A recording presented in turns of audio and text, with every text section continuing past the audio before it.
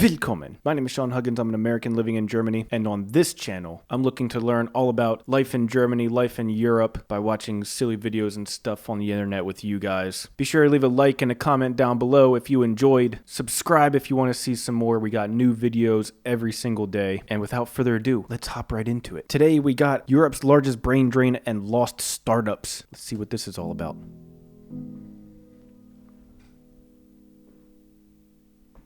In 2021, the payment processing company Stripe became the most valuable U.S. startup. I've heard of it.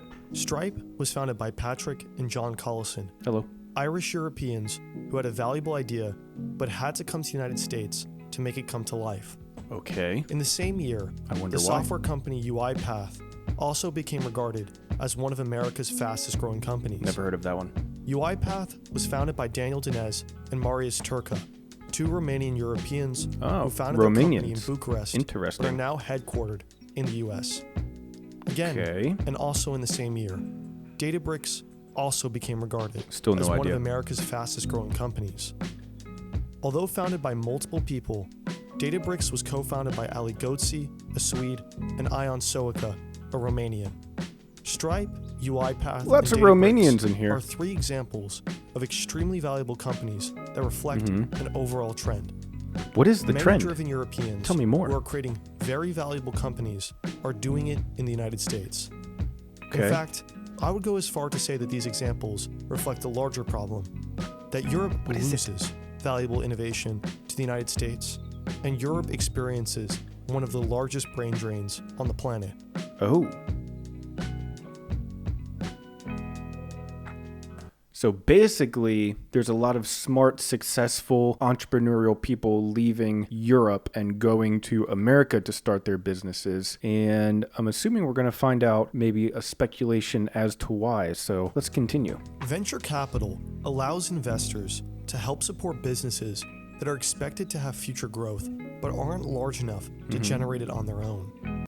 Yep. So venture capital is when an investor says, here's a bunch of money so that you can run your business for the next year or two or whatever, and you can put all this money back into the business and grow the business in the hopes that the business will then use that money wisely and grow the business and be able to pay back the money that they were given in the first place, and then everybody makes money and everyone's happy. That's the theory, that's the plan.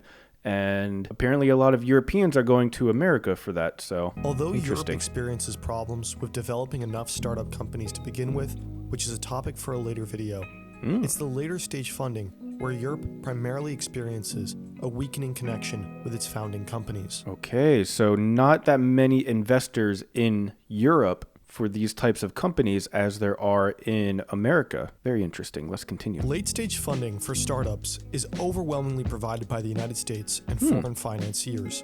This not only shifts responsibility to investors outside of Europe, but it also produces major backers. Okay, many European startups will leave Europe in order to go to the US. Okay, let's pause it here. Where are the major backers of basically Europe's growing tech companies located? And yeah, over 15 billion euros just from America invested in these companies. You see Germany down there at the fourth position. It looks like maybe 2 to 3 billion or so, but that's a big difference. I mean, second place Great Britain at just over 5 billion. That's just 1/3 of where the money comes from in America. That's interesting. I wonder why later though. Stage funding. Acquisitions. So basically when one company is sold to another company or another person. So let's see what the deal is with acquisitions. When European startups exit, it's almost a 50-50 chance where they'll end up. From 2012 to 2016, the Startup Europe Partnership found that around 44% of European startups were acquired by US companies. Wow, so 44% of European startups were acquired by US companies. So a tech company that is growing in Europe is almost 50% likely to end up in the hands of US investors anyways. That is interesting. This means that in the same time period, US companies practically acquired as many European startups as European companies did. Wow. An acquisition by a US company means that the original startup's main shares are bought up and it is now part of a company that is skewed towards maximizing the value of American shareholders. Of course, yeah. Academics, okay. Immigrants born in Europe are over 5 times more likely to have created an innovation in America compared to the average native-born U.S. citizen. Wow! Let's take a second to read this again. This is actually very interesting. So immigrants born in Europe or Asia are more than 5 times as likely as the average native-born U.S. citizen to have created an innovation in America. So what that's telling me is that the Europeans and Asians that immigrate to America are typically way better entrepreneurs than the average U.S. citizen. So it seems like a lot of the really good entrepreneurs in Europe and Asia seek out America, which obviously means that they are no longer in their homeland. Let's continue. Although it has been changing, Europe has lost many gifted scientists to the US in the past, and there are many graduate students who complete their studies outside of Europe and the US, and many of them do not come back. Whoa. On June 4th, Changing 2021, tide. Let's see. Patrick Collison tweeted, "The good news is that EU tech is really starting to bloom." Oh. It's only a few characters, but he's completely right. On the 9th of April, the European Commission opened up the European Innovation Council Accelerator, which is tasked with providing investment and funding for startups. That's good. By June good of news. this year, around 2,000 companies had applied for funding, which amounted to more than 4 times the 1.1 billion euros the fund could initially give. This could be seen as both a good and a bad thing. There's clearly a demand for funding European-based startups, but it's not clear if there will be an increase in the accelerator's budget to match that demand for boosting innovation on European soil. There are, however, other positive indications. Let's see. Daniel Tell me more. Ek, the CEO of Spotify, pledged $1.2 billion of his personal fortune to fund deep tech startups from Europe. Whoa.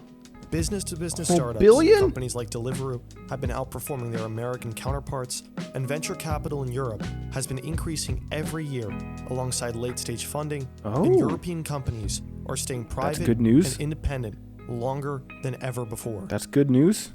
Whether good news for Europe will eventually become the most innovative region on the planet and keep very ambitious Europeans on home soil is a question that a few college students with a small YouTube channel cannot tell you.